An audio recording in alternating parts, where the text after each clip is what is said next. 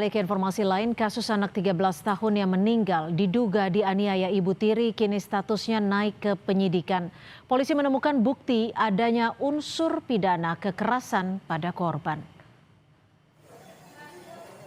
Polisi meyakini ada tindak pidana dalam kasus meninggalnya anak dengan luka bakar di tubuhnya di Sukabumi, Jawa Barat. Polisi telah memeriksa 16 saksi, termasuk terduga pelaku penganiayaan ibu tiri korban. Penyidik fokus pada penguatan pembuktian dengan pendekatan scientific crime investigation untuk menetapkan tersangka.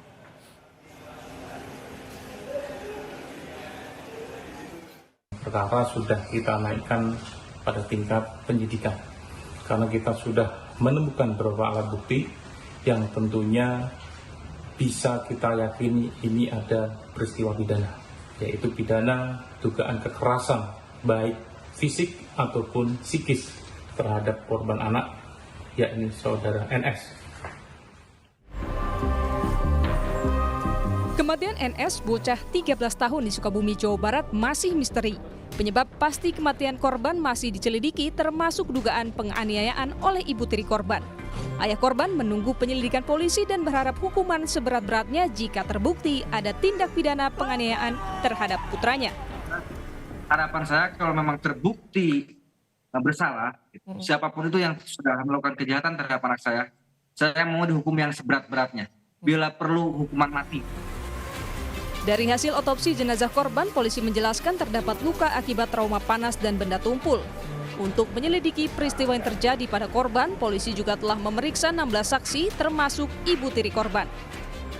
Untuk saudari VR, kita sudah melakukan PAI, kemudian kita sudah naikkan sidik dan kita saat ini sedang mendalami dalam berita acara pemeriksaan yang tentunya kita tidak gegabah. Kita akan cek semua alibi dan korban mengalami luka pada badan, kemudian ada area muka yang disebabkan oleh trauma panas dan juga trauma benda tumpul.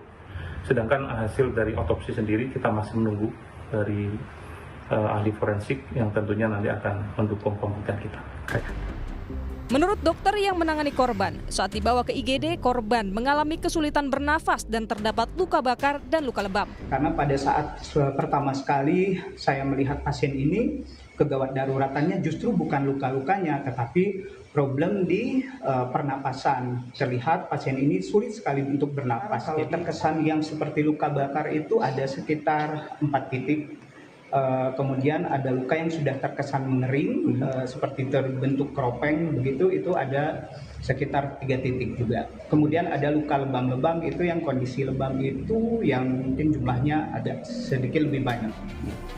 Usai dirawat selama 8 jam, korban meninggal pada Kamis sore 19 Februari 2026 setelah sempat memberikan pengakuan mengalami dugaan kekerasan. Insan Maulana Firdaus, Kompas TV, Sukabumi, Jawa Barat.